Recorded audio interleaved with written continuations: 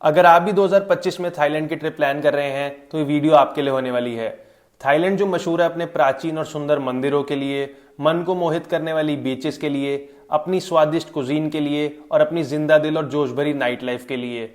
और दोस्तों, अगर मुझे सिर्फ एक लाइन में थाईलैंड को समझाना हो तो मैं बस इतना कहूंगा, यह है एक सपने जैसा देश। तो इस वीडियो में मैं आपको सारी नेसेसरी डिटेल्स देने वाला हूं जो आपकी नेक्स्ट थाईलैंड ट्रिप के लिए जरूरी हैं, चाहे फिर वो थाईलैंड की नई TDAC नोटिफिकेशन हो या फिर थाईलैंड की कंप्लीट आइटनरी हो इन 2025।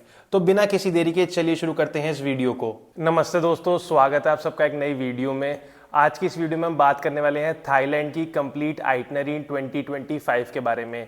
मैंने अपनी थाईलैंड की ट्रिप कंप्लीट करी थी अक्टूबर 2024 में और मैं गया था थाईलैंड 12 दिनों के लिए। मैंने अपनी ट्रिप स्टार्ट करी थी बैंकॉक से। बैंकॉक जो कि थाईलैंड की कैपिटल है एंड थाईलैंड के सेंट्रल पार्ट में पड़ती है। बैंकॉक मशहूर है अपने टेम्पल्स के लिए, अपनी नाइट लाइफ के लिए एंड अपनी आइकॉनिक शॉपिंग के लिए। बैंकॉक घूमने के बाद मैं थोड़ा नीचे आया, करीबन 3 घंटे का सफ़र तय करके मैं नीचे आया एंड वहाँ पे मैंने देखी पटाया सिटी। पटाया सिटी फेमस है अपनी पटाया बीच के लिए, जोमतियन बीच के लिए एंड पटाया की फेमस वॉकिंग स्ट्रीट के लिए। पटाया सिटी घूमने के बाद दोस्तों, पटाया से करीबन 12 घंटे का सफ़र तय करके थाईलैंड के साउथ वेस्टर्न रीजन में मैं आया और वहाँ पे मैंने देखा फुकेट। फुकेट फेमस है अपनी सुंदर बीचेस के लिए, जैसे कि काटा बीच, कैरन बीच एंड बहुत फेमस पटोंग बीच। एंड यहाँ पे एक और बहुत फेमस जो चीज़ है वो है फुकेट की बांग्ला रोड, तो वो मैंने देखी। सिमिलर सी वॉकिंग स्ट्रीट होती है जो कि पटाया में है एंड बैंकॉक में है, जिसे हम खाउसान रोड कहते हैं। तो फुकेट फेमस है इन चीज़ों के लिए। एंड यहाँ पे बहुत ही फेमस आइलैंड टूर भी होता है जिसका नाम आपने शायद ऑलरेडी सुना हो, फीफे आइलैंड्स टूर।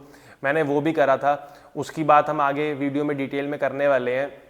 तो ये सारी चीज़ें मैंने फुकेट में देखी। फुकेट घूमने के बाद दोस्तों मैंने सोचा कि थोड़ी चिल वाइब के लिए अब कराबी चला जाए। कराबी एक प्रोविंस है जो कि थाईलैंड के साउथ वेस्टर्न रीजन में ही पड़ती है। आप इधर फेरी से कराबी जा सकते हो फ्रॉम फुकेट या फिर आप एक वैन ट्रांसफ़र भी ले सकते हो। मैंने वैन ट्रांसफ़र लिया था क्योंकि मेरे पास लगेज भी था। एंड फुकेट और कराबी में थोड़ा वाइब का फ़र्क है। कराबी काफ़ी चिल प्लेस है एंड फुकेट थोड़ा हसल बसल टाइप वाली जगह है।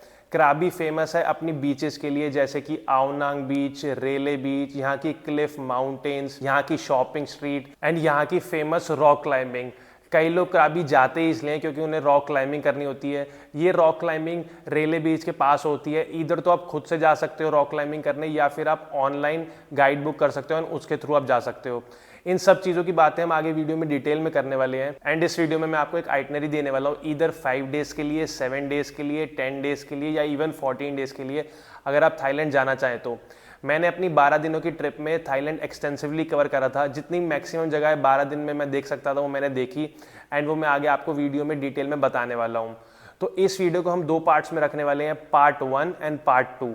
पार्ट 1 में मैं आपको सारी नेसेसरी डिटेल्स बताने वाला हूँ जो कि आपको इंडिया से ही प्रिपेयर करके जानी पड़ेंगी, जैसे कि visa requirements, flight tickets, currency, SIM, hotel bookings. तो ये सारी चीज़ें हम पार्ट 1 में डिस्कस करेंगे एंड पार्ट 2 में मैं आपको एक आइटनरी देने वाला हूँ जो आप फॉलो कर सकते हैं जब आप थाईलैंड पहुंचेंगे। तो सबसे पहले हम बात कर लेते हैं वो सारी रिक्वायरमेंट जो कि आपको इंडिया से ही प्रिपेयर करके जानी पड़ेंगी। तो सबसे पहले बात कर लेते हैं थाईलैंड के वीज़ा के बारे में। तो दोस्तों, खुशी की बात यह है कि थाईलैंड इंडियंस के लिए वीज़ा फ्री है। आप 2 महीने के लिए 60 दिनों के लिए Thailand without any visa visit कर सकते हैं फॉर टूरिज्म पर्पसेस। अगर आपको 2 महीने से ज़्यादा घूमना है तो आपको थाईलैंड पहुंच के वहाँ की लोकल एम्बेसी से 1 महीने और का एक्सटेंशन मिल सकता है। तो इफेक्टिवली आप 3 महीने घूम सकते हैं वहाँ। बट अगर आप इंडिया से जा रहे हैं तो 2 महीने का वीज़ा फ्री आप घूम सकते हैं थाईलैंड में। बट थाईलैंड गवर्नमेंट का एक नया नोटिफिकेशन आया है 1 मई 2025 को, इसी साल, कि आपको थाईलैंड आने से पहले एक TDAC फॉर्म भरना पड़ेगा। अब TDAC फॉर्म है क्या? TDAC फॉर्म है थाईलैंड डिजिटल अराइवल कार्ड। ये आपको थाईलैंड जाने से 3 दिन पहले भरना होगा ऑनलाइन। उस फॉर्म में आपकी सारी नेसेसरी डिटेल्स, जैसे कि आपका नेम, सरनेम, पासपोर्ट नंबर, आप किस कंट्री से आ रहे हो, अगर आप इंडिया से जा रहे हो तो आप वहाँ पे इंडिया भरेंगे TDAC फॉर्म में, एंड आपकी एग्जिट की डेट, आप कहाँ से एग्जिट कर रहे हो, अगर आप फुकेट से एग्जिट कर रहे हो, बैंकॉक से एग्जिट कर रहे हो, तो ये सब नेसेसरी डिटेल्स आपको TDAC फॉर्म में भरनी होंगी। एंड लास्ट में एक हेल्थ डिक्लेरेशन आता है जिसमें वो आपसे वैक्सीन्स पूछते हैं एंड आप पिछले कुछ दिनों में किन किन कंट्रीज गए, तो ये सारी नेसेसरी डिटेल्स TDSC फॉर्म में भरी जाएंगी। बड़ा ही सिंपल सा फॉर्म है।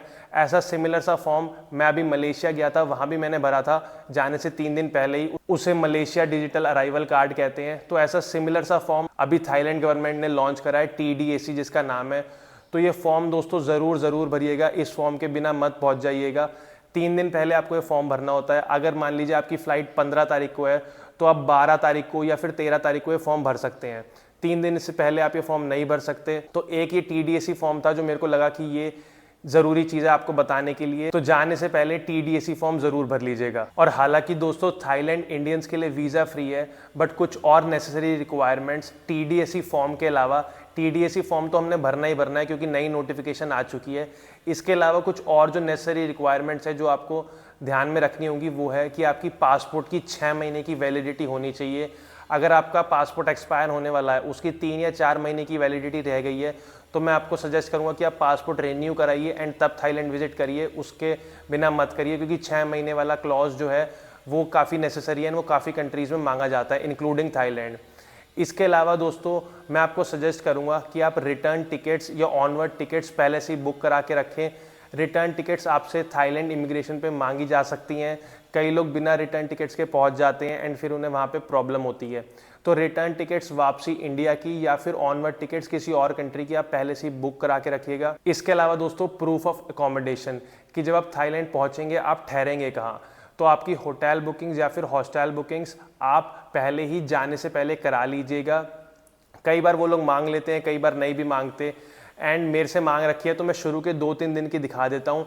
तो आप भी होटल बुकिंग्स या हॉस्टल बुकिंग्स प्रायर टू अपनी ट्रिप करा लीजिएगा। एंड इसके अलावा दोस्तों करेंसी, अगर तो आप सोलो ट्रैवल कर रहे हैं, अकेले जा रहे हैं, तो 10,000 थाई बाट आपको लेके जाना ज़रूरी है। वहाँ पे वो आपसे मांग सकते हैं, जिसे हम शो मनी भी कहते हैं। एंड कई लोग सोचते हैं कि हम क्रेडिट कार्ड या डेबिट कार्ड कैरी कर लेंगे, तो मैं आपको बता दूं क्रेडिट कार्ड या डेबिट कार्ड को वो लोग कंसीडर नहीं करते हैं, क्योंकि आज के टाइम में हर कोई क्रेडिट कार्ड या डेबिट कार्ड रख सकता है। तो आप in the form of physical cash 10,000 Thai baht अगर आप सोलो ट्रैवल कर रहे हैं, एंड 20,000 थाई बाट 20,000 थाई बाट अगर आप फैमिली के साथ ट्रैवल कर रहे हैं, ये आप लेके जाइएगा। इमिग्रेशन ऑफिसर्स आपसे मांग सकते हैं। इसके अलावा आप डॉलर्स भी कैरी कर सकते हैं या फिर यूरो भी कैरी कर सकते हैं। जैसे कि आपने 300 US डॉलर्स रख लिए अगर आप सोलो ट्रैवल कर रहे हैं, या फिर 300 यूरो रख लिए। एंड दोस्तों थाईलैंड इतने लोग जाते हैं इंडिया से कि आपको इंडिया में ही थाई बाट का रेट काफ़ी अच्छा मिल जाएगा। तो आप इस बारे में मत सोचिएगा कि इंडिया में थाई बाट का रेट कम मिल रहा है एंड थाईलैंड जाके बहुत ज़्यादा बेटर मिल जाएगा, क्योंकि इतने फ्रीक्वेंट ट्रैवलर्स हैं थाईलैंड जाने के लिए, तो इंडिया में भी थाई बाट का रेट काफ़ी अच्छा मिलेगा आपको। तो दोस्तों ये सारी वो नेसेसरी रिक्वायरमेंट्स थी जो हमने ध्यान में रखनी है थाईलैंड जाने से पहले। TDSC फॉर्म भरना है, पासपोर्ट की 6 महीने की वैलिडिटी ध्यान में रखनी है, रिटर्न और ऑनवर्ड फ्लाइट टिकट्स बुक करा के जानी है, एंड करेंसी कैरी करनी है थाई बाट में। इधर 10,000 थाई बाट अगर आप सोलो ट्रैवल कर रहे हैं, या फिर 20,000 थाई बाट अगर आप एज अ फैमिली ट्रैवल कर रहे हैं। अब दोस्तों बात कर लेते हैं फ्लाइट टिकट्स के बारे में। आपको कहाँ से फ्लाइट टिकट्स बुक करानी चाहिए, कहाँ से आपको फ्लाइट टिकट सस्ती मिलेगी, एंड कौन सा मंथ बेस्ट है थाईलैंड जाने के लिए, क्योंकि उसी के कंपैरिजन में आपका फ्लाइट टिकट्स का प्राइस होगा। अगर आप पीक सीजन में जाएंगे तो प्राइसेस ऑब्वियस सी बात है कि फ्लाइट टिकट्स के आपको ज़्यादा पड़ेंगे, एंड अगर आप ऑफ सीजन में जाएंगे तो फ्लाइट के टिकट्स आपको काफ़ी सस्ती पड़ेंगी। तो मैं एक ऐप जो दोस्तों सजेस्ट करता हूँ कि आप डाउनलोड कीजिए एंड उसी के थ्रू आप अपनी सारी फ्लाइट टिकट्स बुक कीजिएगा, इधर थाईलैंड के लिए या फिर किसी और कंट्री के लिए भी। वो है स्काई स्कैनर। स्काई स्कैनर से दोस्तों बेटर ऐप कोई नहीं है, बेस्ट ऐप है वो। आप स्काई स्कैनर ऐप डाउनलोड कीजिए, बहुत ही simple and easy to use app है। आपने स्काई स्कैनर में जाना है, वहाँ पे आपने फ्रॉम में अपना स्टेट भरना है। आप इंडिया में किसी भी स्टेट में रहते हो, आप मुंबई रहते हो, कोलकाता रहते हो, जैसे मैं दिल्ली के पास रहता हूँ, तो मैं फ्रॉम में इंदिरा गांधी इंटरनेशनल एयरपोर्ट लिखूंगा। एंड फिर आपने टू में लिखना है थाईलैंड, एंड उसमें आपने मंथ डालना है, जिस भी मंथ आप थाईलैंड जाना चाहें। तो उससे सारे प्राइजेज आ जाएंगे कि ये प्राइजेज हैं, एंड इस दिन के हिसाब से अगर आप 10 तारीख को जाना चाहें या फिर आप 15 तारीख को जाना चाहें, तो ये साइट सबसे चीपेस्ट प्राइजेस बताती है सारे गूगल पे जितनी भी और वेबसाइट्स हैं वो सर्च करके। तो स्काई स्कैनर आप डाउनलोड कीजिए एंड उससे आप अपनी फ्लाइट टिकट्स बुक कीजिए। एंड ये तो बात होगी दोस्तों कि कौन से ऐप से फ्लाइट टिकट्स के प्राइजेस देखे जाएं। जैसे कि स्काई स्कैनर पे हमें प्राइजेस मिल गए, बट कौन से मंथ में थाईलैंड जाया जाए, क्योंकि उसी से हम प्राइजेस डिसाइड करेंगे कि फ़्लाइट टिकट्स महंगी पड़ रही हैं या सस्ती। तो थाईलैंड जाने का दोस्तों बेस्ट टाइम है नवंबर टू फरवरी। ये 4 महीने जो हैं, नवंबर, दिसंबर, जनवरी, फरवरी, इसमें आप थाईलैंड जाइए। बहुत ही अमेजिंग वेदर होता है, आपको घूमने में मज़ा आएगा। हालांकि क्राउड ज़्यादा होगा क्योंकि ऑन सीज़न है, पीक सीज़न है, बट मैं सजेस्ट करूंगा कि आप इन्हीं 3-4 महीने में थाईलैंड जाइएगा। मैं अक्टूबर में गया था, नवंबर से जस्ट 1 मंथ पहले, एंड मेरे को तब भी वेदर अच्छा मिला था। एंड मैं अभी फ़्लाइट टिकट चेक कर रहा था स्काई स्कैनर पे ही, तो नवंबर में अराउंड 15,000 वन वे की टिकट है फ्रॉम इंडिया टू थाईलैंड। मैंने दिल्ली से चेक करी थी, इंदिरा गांधी इंटरनेशनल एयरपोर्ट से। आप जिस भी स्टेट में होंगे वहाँ पे प्राइजेस डिफ़र करेंगे अकॉर्डिंगली, 1,000-2,000 रुपये ऊपर नीचे हो सकता है। तो नवंबर की 15,000 वन वे थी दिल्ली से। अगर आप सोच रहे हैं कि हम ऑफ सीज़न में चले जाएं एंड ऑफ सीज़न में प्राइजेस कम पड़ेंगे, तो जाहिर सी बात है, ये सच है। मैं जुलाई के चेक कर रहा था अभी 2-3 दिन बाद की, 16-17 जुलाई के, एंड 8,000 वन वे की टिकट है। तो आपको अगर ऑफ सीज़न में जाना है एंड टिकट के प्राइजेस बचाने हैं तो आप ऑफ सीज़न में भी जा सकते हैं। बट दोस्तों, मैं अभी साउथ ईस्ट एशिया में 4 और कंट्रीज़ घूम के आया हूँ ऑफ सीज़न में, मलेशिया, इंडोनेशिया, कंबोडिया और लाओस। मैं सजेस्ट नहीं करूँगा कि आप थाईलैंड ऑफ सीज़न में जाइए, आप इंजॉय नहीं कर पाएंगे। इतनी गर्मी होगी या फिर सडन रेंज होंगी, अनएक्सपेक्टेड रेंज होंगी, फ्लडिंग हो जाती है। तो हम यहाँ बैठे बैठे तो सोचते हैं कि यार ऑफ सीज़न में जाएंगे, टिकट प्राइजेस बचेंगे, होटल की बुकिंग सस्ती मिलेंगी, बट ऐसा नहीं है। हम ऑफ सीज़न में जाते हैं, एंजॉय बिल्कुल भी नहीं हो पाता। तो मैं सजेस्ट करूँगा कि आप नवंबर टू फरवरी, इन 4 महीने में अपनी ट्रिप प्लान करिए।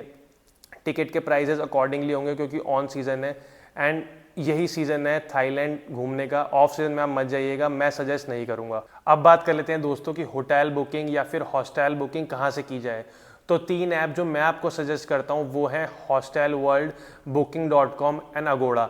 मैंने तीनों ऐप यूज़ कर रखे हैं। अगर तो आप सोलो ट्रैवल कर रहे हैं तो हॉस्टलवर्ल्ड से बेटर कुछ भी नहीं है।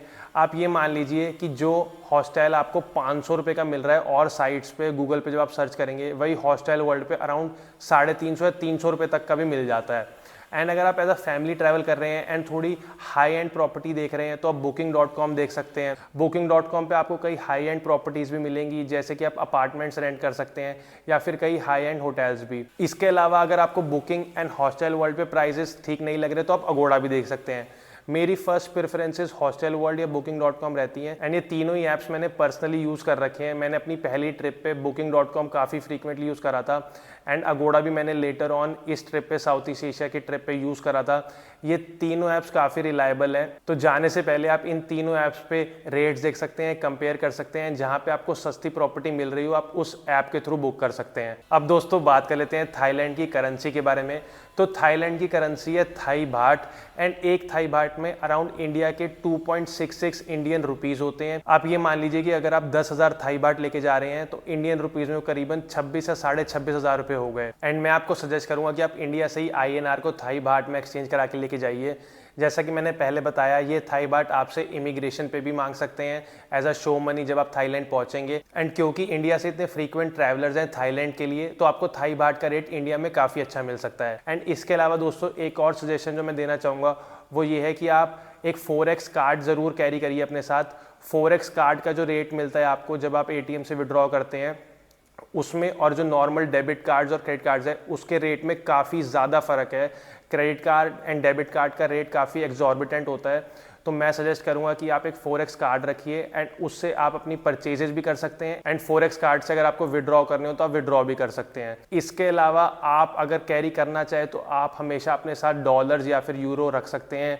डॉलर्स तो हर कंट्री में एक्सेप्टेबल है, एंड यूरो भी मोस्टली कंट्रीज़ में एक्सेप्टेबल है, चाहे वो आप थाईलैंड इमिग्रेशन पे आपसे एज अ शो मनी मांगे या फिर आप थाईलैंड में जाके उन डॉलर्स और यूरो को एक्सचेंज कराना चाहें। अब दोस्तों बात कर लेते हैं सिम के बारे में। जब आप थाईलैंड पहुंच जाएंगे तो वहाँ पे आपको कौन सी कंपनी की सिम लेनी चाहिए। सिम आपकी बहुत जगह काम आएगी। अगर आपको 2 व्हीलर या 4 व्हीलर टैक्सीज बुलानी हो थ्रू ग्रैब या गोजेक जो कि थाईलैंड में चलती हैं, तो वहाँ पे आपको सिम बहुत काम आएगी। या फिर अगर आपको लोकली कोई कॉल्स करनी हो थाईलैंड में, वहाँ आपको सिम की ज़रूरत पड़ेगी। या फिर आपको अगर व्हाट्सएप चलाना हो तो तब भी आपको सिम की ज़रूरत पड़ेगी। तो सिम के लिए जो 2 मैं रेप्यूटेबल नेटवर्क्स रिकमेंड करता हूँ वो है AIS और दूसरा ट्रू मूव। ये दोनों रेप्यूटेबल नेटवर्क्स हैं, एंड पूरे थाईलैंड में इनके सर्विसेज एंड नेटवर्क कवरेज बहुत अच्छी है। जैसे ही आप थाईलैंड एयरपोर्ट पे लैंड करेंगे, AIS ब्रांड और ट्रू मूव ब्रांड के आपको कियोस्क जगह जगह दिखेंगे एयरपोर्ट पे। सिर्फ एक कियोस्क नहीं होगा, एक ही ब्रांड के करीबन 3 से 4 कियोस्क होंगे एंड आप उन कियोस्क से इन ब्रांड की सिम्स खरीद सकते हैं, इधर AIS की या फिर ट्रू मूव की। अगर मैं प्राइसिंग की बात करूं दोस्तों तो अराउंड 800 इंडियन रुपीज़ से लेके 900 इंडियन रुपीज़ के बीच आपको इन दोनों ब्रांड्स की सिम मिल जाएंगी। थाई बाट में अराउंड 350-400 थाई बाट हो गए या अराउंड 300 थाई बाट के करीब आपको इनकी सिम मिल जाएगी फॉर 10 डेज। एंड वहाँ पे जब आप ये कियोस्क पे पहुँचोगे एयरपोर्ट पे तो ये आपको एक चार्ट सा दिखाते हैं, उस चार्ट पे अलग अलग प्लान्स लिखे होते हैं, तो वो प्लान्स देख के अकॉर्डिंगली सिम ले सकते हो जितने भी दिन के लिए आप जा रहे हो। अगर आप सिर्फ एक हफ्ते के लिए जा रहे हो तो आप एक हफ्ते के लिए वो प्लान ले सकते हो, अगर आप 10 दिन के लिए जा रहे हो तो 10 दिन के अकॉर्डिंग वो प्लान ले सकते हो। इसके अलावा दोस्तों आपके पास 2 ऑप्शंस हैं सिम के लिए। अगर तो आप थाईलैंड पहुंच के फिजिकल सिम नहीं लेना चाहते, उन कियोस्क से आप नहीं खरीदना चाहते, तो आप इंडिया से एक प्रीपेड सिम भी लेके जा सकते हैं। कई लोग ये ऑप्शन भी प्रेफर करते हैं कि हम इंडिया से ही सिम ले जाते हैं, थोड़ा कन्वीनियंट रहेगा। तो अगर आप इंडिया से ही प्रीपेड सिम लेके जाना चाहते हैं तो उसके लिए मैं 2 साइट्स रिकमेंड करता हूँ, वो है मैट्रिक्स और क्लूक। ये दोनों बहुत ही रेप्यूटेबल साइट्स हैं एंड काफ़ी लोग इन साइट से सिम्स खरीदते हैं। अगर मैं प्राइसिंग की बात करूं तो अराउंड 450-500 से इन साइट्स पर सिम शुरू हो जाती हैं एंड अप टू 800-900 तक सिम जाती हैं। तो आपके अपने प्रेफरेंस पे है कि अगर आप थाईलैंड पहुंच के सिम लेना चाहते हैं या फिर आप प्रीपेड सिम इंडिया से ही लेके जाना चाहते हैं। तो दोस्तों अब फाइनली बात कर लेते हैं थाईलैंड की आइटनरी के बारे में, जिसका आप सभी लोगों को बड़ी बेसब्री से इंतजार था। तो सबसे पहले तो आपको ये डिसाइड करना पड़ेगा कि आप अपनी ट्रिप स्टार्ट कहाँ से करना चाहते हैं। मैंने अपनी ट्रिप स्टार्ट करी थी बैंकॉक से, जो कि थाईलैंड के सेंट्रल पार्ट में पड़ता है। मैंने अपनी ट्रिप बैंकॉक से इसलिए स्टार्ट करी थी क्योंकि मैं ऑलरेडी वियतनाम में था, होचिमी सिटी में, जो कि वियतनाम के साउथ में पड़ती है, एंड वहाँ से मेरे को बैंकॉक की टिकट सबसे चीप पड़ रही थी। तो दोस्तों ये कंप्लीटली आप पे डिपेंड करता है कि आप कौन सी जगह पहले विजिट करना चाहते हैं।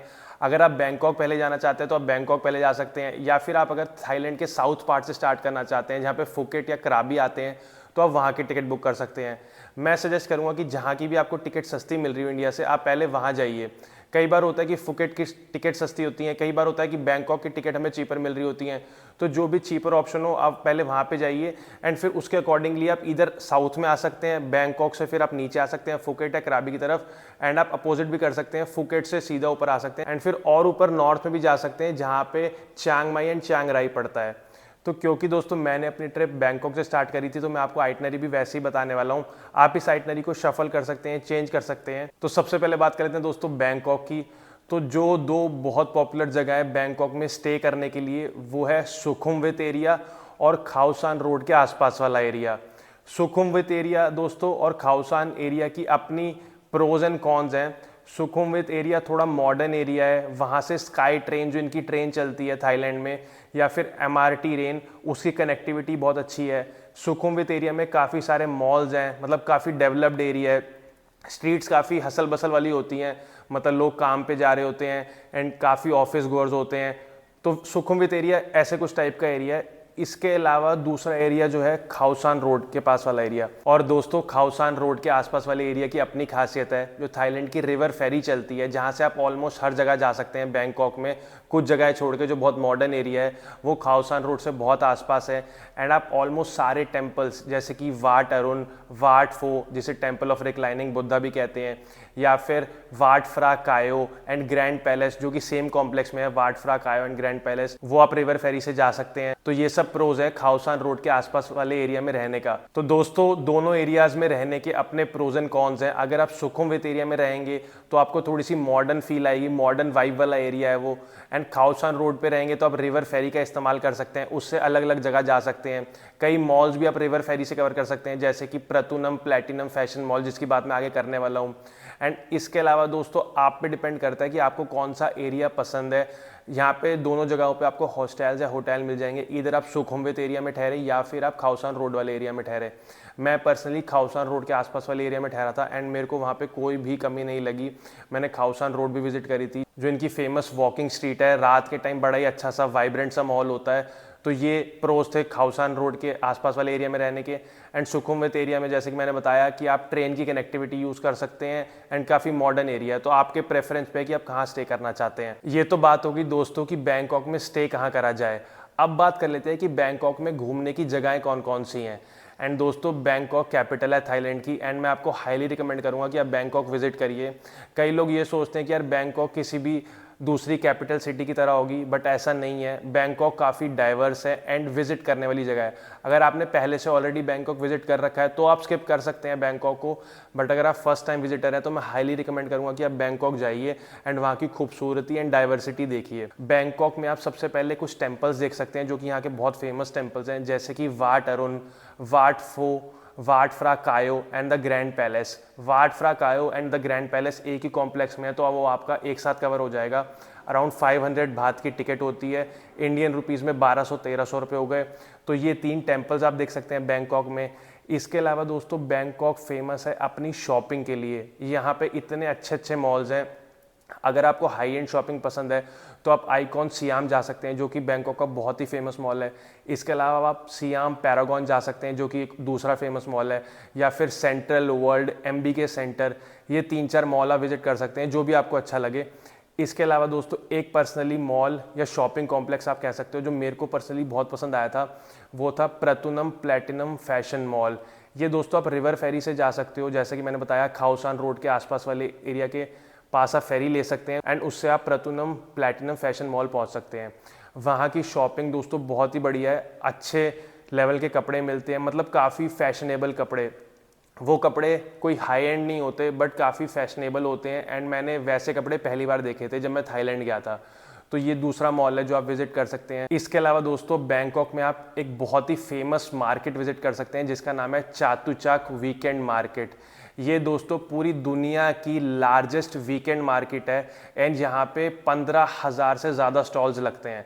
तो ये अपने आप में एक आइकॉनिक मार्केट है। अगर जब भी आप बैंकॉक होंगे तो आप ये मार्केट देख सकते हैं। तो ये 3-4 मॉल्स हो गई, ये मार्केट हो गई। इसके अलावा आप टेम्पल्स देख सकते हैं। इसके अलावा दोस्तों बैंकॉक की नाइट लाइफ बहुत ही फेमस है। आप खाउसान रोड की नाइट लाइफ देख सकते हैं। अराउंड 11-12 बजे से वहाँ पे पार्टी स्टार्ट होती है। उस स्ट्रीट पे दोनों तरफ लेफ्ट एंड राइट क्लब्स होते हैं, तेज़ म्यूजिक बज रहा होता है एंड सड़कों पे स्टॉल्स होते हैं खाने के एंड कुछ कपड़ों के भी स्टॉल्स होते हैं, तो आप वो विजिट कर सकते हैं। अराउंड 200-250 मीटर लंबी ये स्ट्रीट है एंड एक अलग एक्सपीरियंस है जब भी आप वहाँ खाउसान रोड पे पहुंचेंगे तो। और दोस्तों बैंकॉक में छाओ फ्राया रिवर है, उस रिवर पे आप रिवर क्रूज कर सकते हैं एंड वो भी काफ़ी सुंदर सा नज़ारा होता है जब आप वो छाओ फ्राया पे रिवर क्रूज कर रहे होते हैं। तो दोस्तों ये सारी जगहें थी जो आप बैंकॉक में विजिट कर सकते हैं। इसके अलावा क्योंकि बैंकॉक इतनी आइकॉनिक जगह है तो यहाँ पे सारे मिशलिन गाइड, जैसा कि आपने सुना भी होगा, एंड मिशलिन स्टार रेस्टोरेंट्स हैं जो आप विजिट कर सकते हैं। थाईलैंड की जो नेशनल डिश है वो है पाड थाई। तो आपको बैंकॉक में हर जगह पाड थाई नूडल्स मिल जाएंगी एंड काफ़ी अच्छी नूडल्स होती हैं। इधर वेज में आप ले सकते हो या फिर नॉन वेज में ले सकते हो। वेज में वो लोग टोफू डाल देते हैं एंड नॉन वेज में चिकन डाल देते हैं। तो आप पाड थाई नूडल्स ट्राई कर सकते हैं। इसके अलावा आप वो मिशलिन गाइड या मिशलिन स्टार रेस्टोरेंट्स विजिट कर सकते हैं, उनके नाम मैं नीचे डिस्क्रिप्शन में डाल दूंगा। और एक जो बहुत पॉपुलर डिश है थाईलैंड की जो आप ट्राई कर सकते हैं बैंकॉक में, वो है मैंगो स्टिकी राइस। जैसे कि नेम सजेस्ट कर रहा है, मैंगो स्टिकी राइस में मैंगो होता है एंड स्टिकी राइस होते हैं एंड कई बार ये ऊपर से मिल्क भी डाल देते हैं। एक स्वीट डिश होती है एंड थाईलैंड में काफ़ी फेमस है, आपको पूरे थाईलैंड में मिल जाएगी। बट क्योंकि आप बैंकॉक में हैं एंड बैंकॉक इतनी आइकॉनिक जगह है तो आप मैंगो स्टिकी राइस बैंकॉक में भी ट्राई कर सकते हैं। अब दोस्तों बैंकॉक तो देख लिया हमने, अब आप दूसरी कौन सी जगह विजिट कर सकते हैं थाईलैंड में। तो मैं सजेस्ट करूंगा कि आप बैंकॉक से थोड़ा सा नीचे आइए, अराउंड 3 घंटे का सफ़र होता है एंड आप पटाया सिटी घूमिए। बैंकॉक से पटाया आने के लिए आपको एक वैन लेनी पड़ेगी या फिर आप बस से आ सकते हैं। मैं पर्सनली वैन लेके आया था, तो मैंने बैंकॉक के एक बस स्टेशन से पहले बस स्टेशन ली थी एकमाई स्टेशन के लिए। मैं स्टेशन का नाम भी डाल दूंगा। एकमाई स्टेशन से फिर मैंने वैन ली थी पटाया सिटी के लिए। तो 2 ट्रांसफर्स हो गए, पहले बैंकॉक से एकमाई स्टेशन एंड फिर एकमाई से पटाया सिटी। अराउंड 3 घंटे का सफ़र था एंड काफ़ी रीजनेबल पैसे लिए थे वैन वालों ने, अराउंड 500-600 इंडियन रुपीज़ थे एंड फिर मैं पटाया सिटी पहुंच गया था। एंड दोस्तों पटाया से थाईलैंड की बीचेस शुरू हो जाती हैं, मतलब बैंकॉक से नियरेस्ट आप पटाया की बीचेस देखने जा सकते हो। पटाया में दोस्तों जो 2 बहुत फेमस बीचेस हैं वो हैं पटाया बीच आप देख सकते हैं, या फिर इसके अलावा आप जोमतियन बीच देख सकते हैं। ये दोनों बीचेस आप देख सकते हैं पटाया में।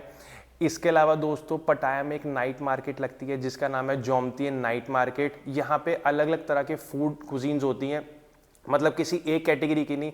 आपको यहाँ पे सुशी मिल जाएगी, अलग अलग तरह का नॉनवेज मिल जाएगा, इसके अलावा अलग अलग तरह की सॉफ्ट ड्रिंक्स मिल जाएंगी, शेक्स मिल जाएंगे। तो आप जोमतियन नाइट मार्केट ट्राई कर सकते हैं। एंड दोस्तों ध्यान रखिएगा, जब भी आप जोमतीन नाइट मार्केट जाएं, ये मार्केट रात को 10 बजे क्लोज हो जाती है एंड अराउंड शाम के 6-7 बजे मार्केट खुलती है, तो तब आप जाके जोमतीन नाइट मार्केट विजिट कर सकते हैं। इसके अलावा दोस्तों पटाया की नाइट वॉकिंग स्ट्रीट बहुत फेमस है। जैसे खाओसान रोड बैंकॉक में है, वैसे ही पटाया में पटाया की वॉकिंग स्ट्रीट है, तो वहाँ भी मैं गया था। आप वहाँ जा सकते हैं, पटाया की वॉकिंग स्ट्रीट देख सकते हैं। इसके अलावा दोस्तों यहाँ पे एक जेम्स गैलरी पटाया करके शॉप है, शोरूम टाइप है, जहाँ पे जेम्स मिलते हैं। वो वर्ल्ड की लार्जेस्ट जेम्स गैलरी है, आप गूगल पे भी चेक कर सकते हैं। मैं वहाँ गया था, हालांकि उनके प्राइजेस काफ़ी स्टीप थे, तो आप वो भी विजिट कर सकते हैं अगर आपको मन हो तो। इसके अलावा दोस्तों पटाया में आप सेंचुरी ऑफ ट्रुथ देख सकते हैं। ये एक म्यूजियम है जो पूरा वुडन से बना हुआ है, पूरा लकड़ी का म्यूजियम है एंड वहाँ पे वुडन कार्विंग्स हो रखी हैं, तो आप सेंचुरी ऑफ ट्रुथ जा सकते हैं। इसके अलावा दोस्तों पटाया में एक बहुत फेमस वाटर पार्क है, रामायणा वाटर पार्क करके, आप पटाया में वो वाटर पार्क विजिट कर सकते हैं। और दोस्तों पटाया में आप पटाया नाइट बाजार विजिट कर सकते हैं। ये भी एक मार्केट है जहाँ पे अलग अलग तरह के फूड्स मिलते हैं, कपड़े मिलते हैं, सोवेनिर्स मिलते हैं, तो आप ये नाइट बाजार या नाइट मार्केट विजिट कर सकते हैं। इसके अलावा दोस्तों पटाया में एक फ्लोटिंग मार्केट भी है, जहाँ पे बोट्स में आप घूम सकते हैं। ये काफ़ी कंट्रीज़ में होती है फ्लोटिंग मार्केट, जैसे कि अफ्रीका के काफ़ी कंट्रीज़ में है, तो आप ये फ्लोटिंग मार्केट भी घूम सकते हैं जब आप पटाया में हो। इसके अलावा दोस्तों यहाँ पे 2-3 बहुत फेमस आर्ट गैलरीज हैं, जैसे कि आर्ट इन पैराडाइज करके, तो आप वो भी विजिट कर सकते हैं। तो ये सारी चीज़ें जो आप पटाया में देख सकते हैं जब भी आप पटाया हो। तो दोस्तों ये तो बात हो गई कि कौन कौन सी अट्रैक्शंस आपको पटाया में देखनी चाहिए एंड कौन कौन सी जगहें बेस्ट है पटाया में विजिट करने के लिए। बट अब कौन सा एरिया बेस्ट है पटाया में रहने के लिए, तो दोस्तों मैं आपको 2 एरियाज रिकमेंड करूंगा जहां आप पटाया में रुक सकते हैं। तो सबसे पहला एरिया है पटाया बीच वाला एरिया। पटाया बीच वाला एरिया दोस्तों इसलिए बेटर है क्योंकि तो पटाया बीच के पास है एंड वहाँ से पटाया की वॉकिंग स्ट्रीट भी बहुत एक्सेसिबल है, तो आप पटाया बीच के आसपास रुक सकते हैं, वहाँ पे अपना होटल या हॉस्टल ले सकते हैं। या फिर दूसरा एरिया है कि आप जोमतीन बीच के आसपास अपना होटल या हॉस्टल ले लें। ये 2 एरियाज बहुत पॉपुलर हैं एंड जब भी आप पटाया हो तो इन दोनों में से किसी एरियाज में स्टे कर सकते हैं। अब दोस्तों पटाया घूमने के बाद मैं आपको रिकमेंड करूंगा कि आप पटाया से नीचे आइए थाईलैंड के साउथ वेस्टर्न पार्ट में और फुकेट आइलैंड घूमिए। फुकेट थाईलैंड का एक प्रोविंस है एंड यहाँ पे कई सारी बीचेस हैं एंड कई सारे टेम्पल्स हैं। फुकेट दोस्तों थाईलैंड में मेरी फेवरेट जगह थी, मैंने इतनी सुंदर बीचेस कहीं नहीं देखी। तो दोस्तों बात कर लेते हैं कि फुकेट में सबसे बेस्ट एरिया कौन सा है स्टे करने के लिए। तो सबसे बेस्ट एरिया जो मेरे को लगते हैं वो 2 एरियाज हैं, वो है पटोंग बीच के आसपास वाला एरिया जो फुकेट की मेन बीच है। मैं पटोंग बीच के आसपास मैड मंकी में रुका था एंड मेरे को वो हॉस्टल बहुत बढ़िया लगा था एंड वो एरिया पूरी वो विसिनिटी जो थी वो बहुत ही बढ़िया लगी थी। सारी चीज़ें काफ़ी एक्सेसिबल थी, इधर रेस्टोरेंट्स हो गए या फिर और होटल्स या हॉस्टल्स हो गए, तो काफ़ी मेरे को हॉस्टल्स या होटल भी वहाँ दिखे थे। तो इधर तो आप पटोंग बीच वाले एरिया में रुक सकते हैं, आप रोज़ जाके बीच के नज़ारे ले सकते हैं एंड बीच की सुंदरता एंजॉय कर सकते हैं। या फिर दोस्तों दूसरा एरिया जिसमें आप स्टे कर सकते हैं वो है फुकेट ओल्ड टाउन वाला एरिया। हालांकि ये एरिया मेरे को पर्सनली कुछ इतना अच्छा नहीं लगा था। फुकेट ओल्ड टाउन दोस्तों एक एरिया है जहाँ पे रोज़ रात को मार्केट लगती है, काफ़ी वाइब्रेंट सी मार्केट होती है वो। अगर आप कभी वियतनाम गए हो तो जो होयान एरिया है दानांग के पास, वैसी सिमिलर सी मार्केट है, वो पूरा एरिया होयान से काफ़ी सिमिलर है। तो आप फुकेट ओल्ड टाउन भी रुक सकते हैं, बट अगर आप फुकेट ओल्ड टाउन रुक रहे हैं तो आपको रोज़ 2 व्हीलर ग्रैब या फिर इनकी एक वैन टाइप चल रही होती है जिसके कॉस्ट ज़्यादा नहीं होती, अराउंड 20 बाट 50 इंडियन रुपीज़ में आपको रोज़ पटोंग बीच आना पड़ेगा। बट अगर आप पटोंग बीच वाले एरिया के आसपास रुक रहे हैं तो पटोंग बीच आप वॉक करके जा सकते हैं। तो इसलिए मैं पर्सनली फुकेट ओल्ड टाउन को इतना प्रेफरेंस नहीं देता स्टे करने के लिए। बट अगर आप डाइसियों की 2 एरियाज चुनने हैं तो फुकेट ओल्ड टाउन भी रुक सकते हैं। ये तो बात हो गई दोस्तों कि फुकेट में बेस्ट एरिया कौन सा है स्टे करने के लिए। बट अब फुकेट में कौन कौन सी अट्रैक्शंस को विजिट करा जाए एंड कौन कौन सी जगहें स्किपेबल है वो मैं आपको बताता हूँ। तो सबसे पहले दोस्तों फुकेट की बीचेस, इतनी सुंदर बीचेस हैं दोस्तों। तो सबसे पहले आप पटोंग बीच विजिट करिए। पटोंग बीच जैसे कि मैंने बताया फुकेट के मेन सेंटर में पड़ती है, पटोंग बीच विजिट करिए। फिर पटोंग बीच से अराउंड आधा घंटा दूर है Kata Beach and Karon Beach, around 25-30 minute आप मान लीजिए अप्रॉक्स। एंड दोस्तों मैंने कैरन बीच जिसका मैंने डिटेल्ड व्लॉग भी बना रखा है, अगर आपको देखना हो तो आप जाके देख सकते हैं थाईलैंड की प्लेलिस्ट में। मैंने दोस्तों कैरन बीच से ज़्यादा सुंदर बीच नहीं देखी। काटा और कैरन बीच सेम पाथ पे है, तो वो दोनों बीचेस आप एक साथ विजिट कर सकते हैं वॉक करके। अराउंड 300-400 मीटर का वो पाथ है, तो आप इधर कैरन बीच या फिर काटा बीच विजिट कर सकते हैं। एंड दोस्तों मतलब जेन्युइन ओपिनियन दे रहा हूँ, इतनी सुंदर बीचेस थी काटा एंड कैरन बीच। एंड आप काटा या कैरन बीच के सामने भी रुक सकते हैं, बट वो एरिया थोड़ा सा सिक्लूडेड हो गया, उधर सिर्फ आपको काटा एंड कैरन बीच मिलेगी। एंड आपको मार्केट्स वगैरह के लिए रोज़ बार बार ग्रैब या कुछ टैक्सी वगैरह लेनी होगी, इसलिए मैंने वो एरिया रिकमेंड नहीं करा, बट आप वहाँ भी रुक सकते हैं। तो पटोंग बीच हो गई, काटा बीच हो गई देखने वाली, कैरन बीच हो गई। इसके अलावा दोस्तों फुकेट ओल्ड टाउन आप जा सकते हैं, आप एक दिन का टूर कर सकते हैं वहाँ पे, मतलब कोई गाइड वगैरह लेने की ज़रूरत नहीं है, आप खुद ही जाके फुकेट ओल्ड टाउन देख सकते हैं। आप अगर पटोंग बीच के आसपास वाले एरिया में तो आप फुकेट ओल्ड टाउन जाइए, वो मार्केट देखिए। अगर आप वहाँ पे वीकेंड पे हो तो वो मार्केट और थोड़ी लंबे स्ट्रेच पे लगती है एंड और स्टॉल्स होते हैं, तो आप फुकेट ओल्ड टाउन देख सकते हैं। इसके अलावा दोस्तों फुकेट का जो एक बहुत ही फेमस आइलैंड टूर है वो है फी फी आइलैंड्स टूर। आप में से कई लोगों ने फी फी आइलैंड्स टूर के बारे में सुना भी होगा, तो आप फुकेट से फी फी आइलैंड्स का टूर भी कर सकते हैं। मैंने फी फी आइलैंड्स की डिटेल्ड वीडियो बना रखी है, उसकी कॉस्टिंग की एंड पूरे दिन की, जब वो फी फी आइलैंड्स का टूर कराने लेके जाते हैं तो आप वो वीडियो भी देख सकते हैं। एंड दोस्तों फी फी आइलैंड्स में ये आपको 4-5 जगहें दिखाते हैं उस टूर में। एक स्पीड बोट होती है जिसमें काफ़ी सारे लोग होते हैं, आप इधर स्पीड बोट के थ्रू जा सकते हैं या फिर आप अपनी लॉन्ग टेल बोट भी कर सकते हैं, बट लॉन्ग टेल बोट थोड़ी सी एक्सपेंसिव पड़ती है क्योंकि वो पर्सनली आपके लिए होती है, तो मैं रिकमेंड करूँगा कि आप स्पीड बोट से ही जाइए। एंड फी फी आइलैंड में दोस्तों जो सबसे फेमस द माया बीच आपको दिखाई जाएगी, एंड उसके अलावा 3-4 और बीचेस होती हैं जो उस पैकेज में इंक्लूडेड होती हैं, तो आप फी फी आइलैंड्स का टूर कर सकते हैं। एंड मेरे ओपिनियन में दोस्तों फी फी आइलैंड्स का टूर 110% वर्थ इट था कंपेयरिंग द प्राइजेस। मतलब 1200-1300 बाट वेरी करता है, मेरे से अराउंड 1300 बाट लिए थे लेडी ने, तो 1200 से लेके 1400 बाट के बीच आपको फी फी आइलैंड्स का टूर मिल जाएगा। एंड फुकेट में आप फी फी आइलैंड्स का टूर कर सकते हैं। इसके अलावा जेम्स बॉन्ड टूर भी होता है, तो मैंने पर्सनली फी फी आइलैंड्स का टूर ही करा था, बट लोग कहते हैं कि जेम्स बॉन्ड टूर भी अच्छा होता है, तो अगर आपके पास टाइम हो तो आप जेम्स बॉन्ड टूर भी कर सकते हैं। But fee fee islands tour तो दोस्तों मैंने देखा हुआ था, एंड मैं आपको रिकमेंड करूंगा कि आप फुकेट से फी फी आइलैंड्स टूर करिए। हालांकि अब क्योंकि ज़्यादा लोगों को पता चल रहा है कि भाई ऐसा कोई टूर होता है, तो आपको रश मिलेगा, तो वो आप एक्सपेक्ट करके जाइएगा कि क्राउड हो सकता है वहाँ पे एंड रश मिल सकता है। बट उसके अलावा जो वो टूर्स पे बीचेस होती हैं वो काफ़ी वर्थ इट है एंड जाने वाली जगह है। एक माया बीच हो गई, वहाँ पे फिर मंकी बीच दिखाते हैं, एंड शाम को भी एक कोई बीच लेके जाते हैं, उसका नाम उन्होंने बताया नहीं था, बट उस बीच पे मतलब बूफे वगैरह होता है, तो आप वो भी देख सकते हैं जब आप फी फी आइलैंड्स का टूर करेंगे। एंड दोस्तों अब बात कर लेते हैं कि फी फी आइलैंड्स टूर की टिकट्स ली कहाँ से जाएं। तो आपके पास 2 ऑप्शन है, इधर तो आप ऑनलाइन टिकट्स ले सकते हैं किसी भी लीडिंग वेबसाइट से, या फिर दूसरा ऑप्शन है कि आप फिजिकल टिकट्स ले सकते हैं। जब आप पटोंग बीच पहुंचेंगे फुकेट में, तो पटोंग बीच के जस्ट सामने काफ़ी सारी शॉप्स हैं, आप उनसे फी फी आइलैंड्स का टूर ले सकते हैं। वो शॉप्स काफ़ी रिलायबल है दोस्तों, एंड प्राइजेस भी उनके काफ़ी कंपेटिटिव है। आप ये मान लीजिए कि 1200 बाट से लेके 1500 बाट तक वो आपको टिकट प्राइजेस देंगे, क्योंकि नवंबर टू फरवरी ऑन सीजन होता है, तो ये प्राइजेस ऊपर भी जा सकते हैं 1700 बाट तक। मैंने जब लिए थे तो अराउंड 1300 बाट था जैसे कि मैंने बताया, एंड मेरे को फिजिकल शॉप से लेना ज़्यादा चीपर पड़ रहा था in comparison to online leading websites, तो फिर मैंने फिजिकल शॉप से ही ले लिया था। एंड दोस्तों अगर आप फी फी आइलैंड्स की डिटेल्ड वीडियो देखना चाहते हैं फुकेट जाने से पहले, या आपको लग रहा है कि हमें टूर करना चाहिए नहीं करना चाहिए, या फिर आपको टिकट प्राइजेस के बारे में और डिटेल में जानना है, तो मैंने डिटेल्ड व्लॉग बना रखा है अपने चैनल पे, आप वो भी देख सकते हैं। जैसे कि मैंने बताया कि अगर आप पहले जाने से पहले वीडियो देख लेंगे तो एक बेसिक आइडिया लग जाता है कि हाँ भाई टूर ऐसा होगा, ऐसे बीचेस हमें विजिट कराएंगे। बाकी मेरे ओपिनियन में वो टूर 100% वर्थ इट है, आप रिग्रेट नहीं करोगे। एंड एक और बात, वो दोस्तों सुबह जाने से पहले आपको बूफे भी कराते हैं, ब्रेकफास्ट बूफे भी होता है एंड इवन लंच बूफे भी होता है।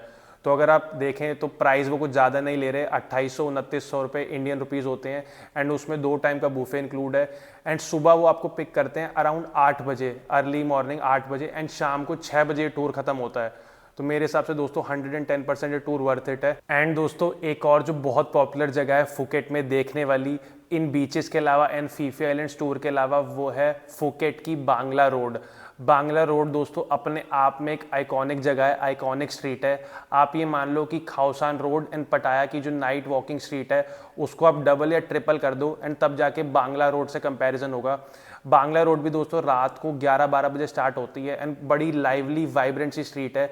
सेम खाउसान रोड है, बस रोड चौड़ी हो जाती है एंड क्राउड होता है अच्छा खासा, मतलब अच्छी तादाद में लोग आते हैं, एंजॉय कर रहे होते हैं, लाउड म्यूजिक बज रहा होता है।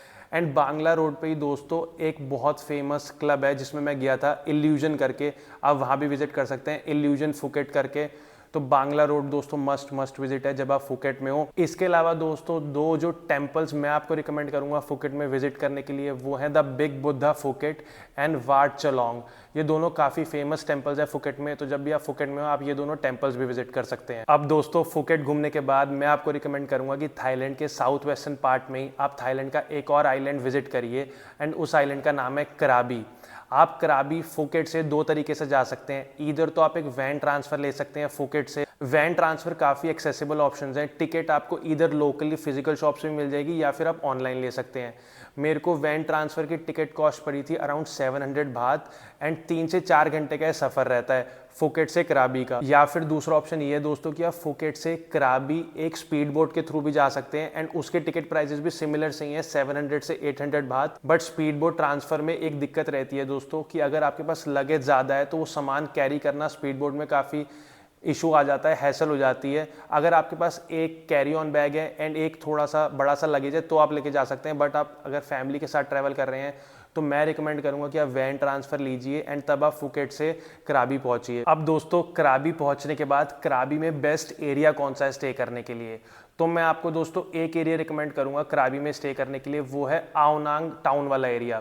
आओनांग बीच के जस्ट सामने होटल्स एंड हॉस्टल्स हैं, आप उस एरिया में स्टे करिए, उससे बेटर कोई जगह नहीं है। तो वो एरिया बहुत ही बढ़िया है, उसी के पास मार्केट लगती हैं, मतलब रेस्टोरेंट्स हैं एंड कपड़ों की दुकानें हैं, तो वो एरिया मेरे को तो सबसे बेस्ट लगा, मैं वहीं ठहरा था। दूसरा एक और ऑप्शन है कि आप रेले बीच पे स्टे कर सकते हैं, बट रेले बीच के जो ऑप्शंस हैं, वहाँ की जो अकोमोडेशंस हैं वो थोड़ी एक्सपेंसिव है। वहाँ पे जब मैं व्लॉग कर रहा था तो मैंने एक गार्ड से भी पूछा था, तो उसने तो मेरे को वहाँ के अकोमोडेशन के प्राइजेस कई हज़ारों में बताए थे, क्योंकि रेले बीच आप सिर्फ फेरी से जा सकते हैं, तो इसलिए भी वहाँ की अकोमोडेशंस एक्सपेंसिव है। तो मैं रिकमेंड करूंगा कि जब भी आप कराबी पहुंचे तो आप आओनांग टाउन वाले एरिया में स्टे करिए। आओनांग बीच के जस्ट सामने आप होटल्स या हॉस्टल्स ले सकते हैं। तो ये तो बात हो गई दोस्तों बेस्ट एरिया कौन सा है कराबी में स्टे करने के लिए। अब बात कर लेते हैं दोस्तों कराबी में क्या क्या अट्रैक्शंस हैं जो आपको विजिट करनी चाहिए। उससे पहले दोस्तों मैं आपको ये बताना चाहता हूँ कि कई लोग सोचेंगे कि भाई फुकेट भी आइलैंड था, कराबी भी आइलैंड था एंड दोनों की वाइब जो है सिमिलर होगी, तो हम कराबी आइलैंड स्किप कर देते हैं या फिर फुकेट आइलैंड स्किप कर देते हैं। ऐसा ही मैंने सोचा था दोस्तों, बट मैं आपको बता दूं कि फुकेट की वाइब बहुत डिफरेंट है एंड कराबी की वाइब बहुत डिफरेंट है। फुकेट थोड़ा हाई एनर्जी वाला टाउन आप समझ लो कि वहाँ पे हसल बसल रहती है क्योंकि बांग्ला रोड है वहाँ पे, तो फुकेट की वाइब ऐसी है। एंड कराबी की वाइब थोड़ी दोस्तों लेड बैक है, थोड़ी चिल सी वाइब है। जब आप कराबी पहुंचोगे आपको लगेगा कि यार यहाँ तो सारी चीज़ें ना थोड़ी स्लोमो में हो रही हैं, काफ़ी लेड बैक सा वो टाउन है आओनांग टाउन वाला एरिया। तो ये फर्क है फुकेट और कराबी में। आपको जैसी वाइब पसंद हो आप उस हिसाब से आइलैंड चूज कर सकते हैं। अगर आपको थोड़ी एनर्जेटिक जगह पसंद हो तो आप फुकेट जा सकते हैं एंड अगर आपको थोड़ी chill and lead back vibe पसंद है तो आप कराबी जा सकते हैं। अब दोस्तों बात कर लेते हैं कि कराबी में कौन कौन से अट्रैक्शंस आप विजिट कर सकते हैं। तो दोस्तों कराबी फेमस है अपनी सुंदर बीचेस के लिए, अपनी क्लिफ लाइमस्टोन्स के लिए एंड अपनी chill and lead back vibe के लिए। तो दोस्तों कराबी में सबसे पहले आप आओनांग बीच देखिए, बहुत ही सुंदर बीच है। मेरा तो वहाँ से जाने का मन ही नहीं कर रहा था जब मैं पहले दिन कराबी पहुँचा था। आओनांग बीच के बाद दोस्तों आप रेले बीच जाइए। रेले बीच के लिए आपको टिकट लेनी पड़ती है, वहाँ आप मतलब वैन या वॉक करके नहीं जा सकते, आप फेरी से ही जा सकते हैं। फेरी की टिकट आपको आओनांग टाउन में मिल जाएगी, ज़्यादा कोई महंगी टिकट नहीं थी। मैंने उसका भी डिटेल्ड व्लॉग बना रखा है पूरे रेले बीच का एंड टिकट प्राइजेस का, तो आप वो व्लॉग भी देख सकते हैं। तो आप रेले बीच जा सकते हैं। रेले बीच पे दोस्तों दो एंड्स हैं, एक Railay East end Railay West, and दोनों एंड्स की वाइब दोस्तों बहुत ही डिफरेंट है। रेले ईस्ट पे आपको एक अलग ही व्यू मिलेगा एंड रेले वेस्ट पे आपको अलग ही व्यू मिलेगा। तो आप रेले बीच घूम के आइए, रेले बीच का टूर करिए। टूर इन द सेंस कि आपको टिकट लेनी पड़ेगी एंड तभी आप वहाँ जा सकते हैं। इसके अलावा दोस्तों कराबी बहुत फेमस है अपनी रॉक क्लाइंबिंग के लिए। लोग दूर दूर से आते हैं कि भाई कराबी में रॉक क्लाइंबिंग करनी है, तो इधर तो आप खुद जा सकते हैं अपना गियर लेके एंड रॉक क्लाइंबिंग कर सकते हैं, या फिर आप ऑनलाइन एक टूर ले सकते हैं या फिर फिजिकल शॉप से टूर ले सकते हैं जिसमें आपके साथ गाइड जाएगा एंड वो आपको रॉक क्लाइंबिंग सिखाएगा एंड अगर आपको थोड़ी बहुत आती है तो आप उसके साथ प्रैक्टिस कर सकते हैं। तो ये 3-4 चीज़ें हैं, जैसे आओनांग बीच, रेले बीच, कराबी की फेमस रॉक क्लाइंबिंग वो आप कर सकते हैं। कराबी की फेमस मार्केट जो है वो विजिट कर सकते हैं। वो पूरा आओनांग टाउन वाला एरिया एक मार्केट ही आप समझिए, तो आप वो विजिट कर सकते हैं। इसके अलावा दोस्तों जैसे फुकेट में फीफी आइलैंड्स टूर बहुत मशहूर है, वैसे ही कराबी में भी आप काफ़ी आइलैंड्स का टूर ले सकते हैं। जैसे कि बहुत पॉपुलर आइलैंड्स टूर है 7 आइलैंड्स टूर, या फिर 4 आइलैंड्स टूर, या फिर फ्रानांग एंड डायमंड केव टूर। तो ये अलग अलग तरह के टूर हैं। कराबी में मैंने कोई आइलैंड टूर नहीं करा था, बट ये सारे टूर्स भी काफ़ी पॉपुलर है वहाँ पे, तो आप ये भी कर सकते हैं। इसके अलावा रेले बीच एंड रॉक क्लाइंबिंग टूर, तो ये 3-4 बहुत पॉपुलर टूर्स हैं जो आप कर सकते हैं जब आप कराबी पहुंचेंगे। इसके अलावा दोस्तों कराबी में एक बहुत ही फेमस बुद्धिस्ट टेम्पल है जो आप विजिट कर सकते हैं, वाट थाम सुया, तो आप ये टेम्पल विजिट कर सकते हैं। और दोस्तों आप कराबी टाउन की नाइट मार्केट विजिट कर सकते हैं। कराबी टाउन में 2 नाइट मार्केट्स लगती हैं। एक नाइट मार्केट तो है जो जस्ट आओनांग बीच के सामने लगती है, जहाँ पे फिजिकल शॉप्स हैं, एंड नाइट में क्योंकि लाइट्स वगैरह ऑन हो जाती है तो काफ़ी सूदिंग सा माहौल होता है। मतलब कोई पार्टी स्ट्रीट नहीं है, वो बस एक नाइट मार्केट है फिजिकल शॉप्स के साथ, मतलब रेस्टोरेंट, कैफेज एंड क्लोथिंग की शॉप्स हैं, तो आप वो नाइट मार्केट विजिट कर सकते हैं। एंड अगर आप आओनांग बीच के जस्ट सामने सामने चलेंगे अपोजिट डायरेक्शन में, आओनांग टाउन से एग्जिट करते समय, तो वहाँ भी एक छोटी सी मार्केट लग रही होती है। वहाँ पे आपको थाईलैंड का लोकल फूड ट्राई करने को मिलेगा। वहाँ पे मतलब ऑमलेट, चिकन, ऑयस्टर्स वगैरह, तो आप वो भी ट्राई कर सकते हैं। अब दोस्तों कराबी घूमने के बाद मैं आपको रिकमेंड करूँगा कि आप थाईलैंड के नॉर्थ पार्ट में आइए। हमने थाईलैंड का सेंटर देख लिया जहाँ पे बैंकॉक एंड पटाया पड़ता था। फिर हम नीचे गए साउथ वेस्टर्न पार्ट में जहाँ पे हमने फुकेट एंड कराबी विजिट करा। अब हमने ऊपर आना है नॉर्थ की तरफ, जहाँ मैं आपको रिकमेंड करूँगा कि आप चियांग माई विजिट करिए। चियांग माई को दोस्तों सिटी ऑफ टेम्पल्स भी कहते हैं, एंड मेरे ओपिनियन में वो थाईलैंड की कल्चरल कैपिटल है। चियांग माई में दोस्तों 300 से ज़्यादा टेम्पल्स हैं, एंड चियांग माई के टेम्पल्स ही उस जगह को इतना स्पेशल बनाते हैं। अब दोस्तों चियांग माई आने के 2 तरीके हैं, इधर तो आप फुकेट या कराबी से बस ले सकते हैं, बट बस की जर्नी अप्रॉक्स 24 घंटे लेती है, एंड मैं वो रिकमेंड नहीं करूँगा, काफ़ी हेक्टिक हो जाता है। मैंने जर्नीज कर रखी हैं बस एंड ट्रेन की, तो मैं वो आपको रिकमेंड नहीं करूँगा। अगर आप फुकेट एंड कराबी में हैं तो आप एक डायरेक्ट फ़्लाइट ले सकते हैं चियांग माई के लिए। वो फ़्लाइट 1 या 1.5 घंटा लेगी या मैक्सिमम 2 घंटे लेगी। या फिर अगर आप बैंकॉक में हैं, सेंटर ऑफ थाईलैंड में, तो आप 1 घंटे की फ़्लाइट ले सकते हैं चियांग माई के लिए। अब दोस्तों चियांग माई बहुत पॉपुलर जगह है। फुकेट कराबी में तो बीचेज़ हैं एंड नाइट मार्केट है एंड वॉकिंग स्ट्रीट्स हैं, नाइट वॉकिंग स्ट्रीट्स हैं, बट चियांग माई में आपको देखने को मिलेंगे दुनिया के सबसे सुंदर टेम्पल्स। और दोस्तों बात कर लेते हैं कि चियांग माई में क्या क्या अट्रैक्शंस हैं जो आपको जाने चाहिए वहाँ पे। तो दोस्तों जैसे कि मैंने बताया कि चियांग माई को सिटी ऑफ टेम्पल्स भी कहते हैं, तो जो 2 बहुत पॉपुलर टेम्पल्स हैं चियांग माई के वो हैं वाट फ्रा थाट दुई सुथेप। दुई सुथेप माउंटेन का नाम है जिस पे ये टेम्पल सिचुएटेड है, तो आप ये टेम्पल देखने जा सकते हैं। इसके अलावा दूसरा जो टेम्पल है जो आपको चियांग माई में देखना चाहिए वो है वाट छेदी लुआंग। तो ये 2 टेम्पल्स मैं आपको रिकमेंड करूंगा। एंड दोस्तों जो पहला टेम्पल है वाट फ्रा थाट दोई सुतेप, वहाँ से सिटी का व्यू बहुत ही अच्छा आता है। तो जब भी आप उस टेम्पल के ऊपर पहुंचेंगे वहाँ से आपको पूरा चियांग माई शहर दिखेगा एंड बहुत ही सुंदर एंड अच्छा नज़ारा होता है। तो मेरे ओपिनियन में तो आपको ये टेम्पल्स ज़रूर जाने चाहिए। आप और भी टेम्पल्स विजिट कर सकते हैं जब आप चियांग माई में होंगे। मैंने ये आपको 2 सबसे ज़्यादा पॉपुलर टेम्पल्स बताए हैं। इसके अलावा दोस्तों चियांग माई का नाइट बाज़ार आप देख सकते हैं, बहुत ही पॉपुलर सा नाइट बाज़ार होता है। वहाँ पे आपको सारी चीज़ें मिलेंगी, सोवेनियर्स, फूड, क्लोथिंग। एंड दोस्तों मेरे ओपिनियन में तो ये नाइट बाज़ार ज़रूर विजिट करने लायक जगह है। एंड इसके अलावा दोस्तों चियांग माई में एक संडे वॉकिंग मार्केट लगती है, वहाँ भी जा सकते हैं और उस मार्केट को भी विजिट कर सकते हैं। इन मार्केटों में सिमिलर सामान ही मिलता है बट वाइब थोड़ी डिफरेंट होती है एंड थोड़ा बहुत डिफरेंशिएशन होता है। एंड मैं ये सोचता हूँ दोस्तों कि अगर एक जगह गए हुए हैं तो सारी चीज़ें देखनी चाहिए, जितनी वहाँ मार्केट्स लगती हैं वो एक्सप्लोर हमें करनी चाहिए। इसके अलावा दोस्तों चियांग माई में एक बहुत फेमस वाटरफॉल है जिसका नाम है बुआ थोंग वाटरफॉल्स, या फिर आप इसे स्टिकी वाटरफॉल्स भी कह सकते हो।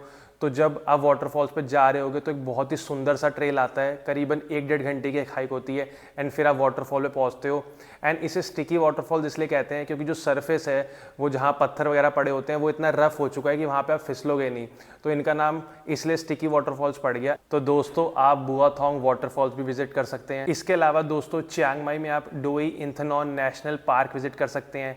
या फिर दोस्तों अगर आपको सिर्फ सिटी की वाइब लेनी हो तो चियांग माई सिटी अपने आप में इतनी खूबसूरत जगह है, मतलब इतने सारे टेम्पल्स हैं कि अगर आप हाफ डे या फुल डे लगा के सिटी भी एक्सप्लोर कर लेना तो आपको बहुत ही अच्छा लगेगा एंड बहुत ही अच्छा महसूस होगा, क्योंकि वो जगह अपने आप में इतनी पीसफुल जगह है, लेड बैक वाइब है एंड चिल वाइब है एंड कोई वहाँ पे रश में नहीं रहता, मतलब काफ़ी सूदिंग एंड पीसफुल सी वाइब है। तो मैं ये भी रिकमेंड करूँगा कि आप आधा दिन या 1 दिन लगा के चियांग माई सिटी एक्सप्लोर करें। ये तो बात होगी दोस्तों कि कौन कौन सी अट्रैक्शंस हमें देखनी चाहिए चियांग माई में। अब मैं दोस्तों आपको बताता हूँ कि बेस्ट एरिया कौन सा है चियांग माई में स्टे करने के लिए। तो जो दोस्तों मैं 2 एरियाज़ रिकमेंड करता हूँ वो है ओल्ड सिटी या फिर निमान एरिया। ओल्ड सिटी एंड निमान काफ़ी डिफरेंट एरियाज़ हैं, मैं आपको बताता हूँ कैसे। ओल्ड सिटी से दोस्तों सारी चीज़ों की कनेक्टिविटी बहुत आसपास है, जैसे कि टेम्पल या फिर नाइट बाज़ार्स या फिर मार्केट्स या ओवरऑल जितनी और चीज़ें हैं। एंड ओल्ड सिटी की वाइब थोड़ी सी क्राउड वाली है, हसल बसल है एंड काफ़ी बजट ऑप्शंस भी आपको ओल्ड सिटी में मिल जाएंगे। यहीं दोस्तों अगर आप निमान एरिया में रुकते हैं तो वहाँ की वाइब जो है वो थोड़ी मॉडर्न है, काफ़ी लेड बैक है एंड काफ़ी यंग क्राउड वहाँ आता है निमान एरिया में। निमान एरिया में आपको काफ़ी फैंसी रेस्टोरेंट्स मिलेंगे, कैफ़ेज़ मिलेंगे एंड काफ़ी fancy clothing and souvenir shops भी मिलेंगी। तो आपके अपने ऊपर है कि अगर आप चीज़ों से कनेक्टिविटी आसपास चाहते हैं तो आप ओल्ड सिटी में रुक सकते हैं। यहीं अगर आप थोड़ी लेड बैक चिल वाइब चाहते हैं तो फिर आप निमान एरिया में रुक सकते हैं। मैं यही 2 एरियाज रिकमेंड करूंगा जहां पे आपको चियांग माई में रुकना चाहिए। तो दोस्तों चियांग माई घूमने के बाद मैं आपको एक और सिटी रिकमेंड करूंगा नॉर्थ ऑफ थाईलैंड में ही, जो चियांग माई से करीबन 3 घंटे और ऊपर नॉर्थ में पड़ती है, वो है चियांग राई। चियांग राई और चियांग माई में दोस्तों फ़र्क ये है कि चियांग राई थोड़ी और लेड बैक है, थोड़ी और पीसफुल वाइब है वहाँ की। वहाँ भी आपको फेमस टेम्पल्स देखने को मिलेंगे, जैसे कि वहाँ का एक बहुत फेमस टेम्पल है जिसे वाइट टेम्पल भी कहते हैं, वाट रोंग खुन। तो आप चियांग राई में वो विजिट कर सकते हैं।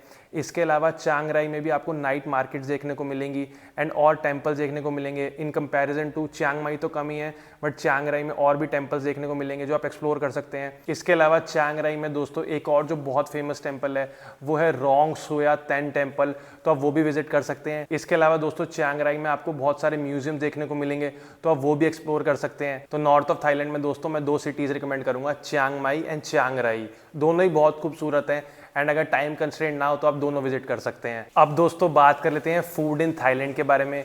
तो दोस्तों अगर तो आप थाईलैंड की लोकल कुजीन ट्राई करना चाहते हैं तो जो 3 इनकी बहुत पॉपुलर डिशेज हैं वो है पाड थाई नूडल्स या फिर रेड करी एंड ग्रीन करी। एंड इन तीनों में दोस्तों आप इधर वेज ऑप्शन भी ट्राई कर सकते हैं। वेज में ये लोग टोफू डाल देंगे एंड नॉन वेज में चिकन डाल देंगे। तो ऐसा नहीं है कि अगर आप वेजिटेरियन है तो आप इनकी लोकल कुजीन ट्राई नहीं कर पाएंगे। एंड दोस्तों अगर आपको वेजिटेरियन ही खाना है एंड इंडियन कुजीन खानी है थाईलैंड में, तो पूरे थाईलैंड में इधर आप बैंकॉक चले जाइए, फुकेट, कराबी, चियांग माई, चियांग राई, आपको हर जगह इंडियन रेस्टोरेंट्स मिल जाएंगे एंड आप थाईलैंड में इंडियन कुजीन भी इंजॉय कर सकते हैं। एंड एक और जो थाईलैंड की लोकल कुजीन है वो आप ट्राई कर सकते हैं, वो है मैंगो स्टिकी राइस। ये थाईलैंड की ओरिजिनेटेड डिश है एंड मेरे को तो बहुत पसंद आई थी। तो आप कभी भी थाईलैंड में हो तो मैंगो स्टिकी राइस भी ट्राई करिएगा। तो दोस्तों अब बात कर लेते हैं ट्रांसपोर्टेशन इन थाईलैंड के बारे में। तो थाईलैंड में जो 2 लीडिंग टैक्सी सर्विसेज ब्रांड है वो है ग्रैब एंड गोजैक। ग्रैब एंड गोजैक दोस्तों पूरे थाईलैंड में ईजिली अवेलेबल है। आपको अपने बस फोन में ऐप डाउनलोड करना है एंड वहाँ पे आपको नंबर डालना है, थाईलैंड का नंबर, एंड फिर ग्रैब एंड गोजैक आप बुला सकते हैं, इधर 2 व्हीलर सर्विसेज या फिर 4 व्हीलर सर्विसेज। इसके अलावा दोस्तों बैंकॉक में एक MRT रेल चलती है, जैसे अपने इंडिया में मेट्रो है वैसे ही बैंकॉक में MRT है, तो आप वो भी इंजॉय कर सकते हैं। एंड दोस्तों एक वेबसाइट और जो मैंने यूज़ करी थी जब मैं थाईलैंड में था बस बुक करने के लिए, या फिर आप इससे वैन्स भी बुक कर सकते हैं, वो है 12 गो एशिया। काफ़ी रिलायबल साइट है, काफ़ी पॉपुलर है। तो अगर आपको पटाया से फुकेट जाना हो, बस जर्नी एक्सपीरियंस करनी हो, तो आप 12 गो एशिया यूज़ कर सकते हैं। अब ये तो बात होगी दोस्तों कि आपको थाईलैंड में कौन कौन सी जगह जानी चाहिए। हमने सेंट्रल थाईलैंड कवर कर लिया जहाँ पे आया बैंकॉक एंड पटाया, फिर हम गए south western part of Thailand में जहाँ पे आया फुकेट एंड कराबी, फिर हम आए ऊपर नॉर्थ में चियांग माई एंड चियांग राई। बट दोस्तों इन जगहों पे कितने कितने दिन रहा जाए, बैंकॉक कितने दिन रहा जाए, या फिर फुकेट एंड कराबी कितने दिन रहा जाए, या फिर चियांग माई एंड चियांग राई कितने दिन रहा जाए, तो इसके लिए मैंने आप लोगों के लिए एक डिटेल्ड आइटनरी क्रिएट करी है, इधर 5 डेज के लिए, 7 डेज के लिए, 10 डेज के लिए या फिर 14 डेज के लिए, जो भी आपकी स्क्रीन पर आ रही होगी।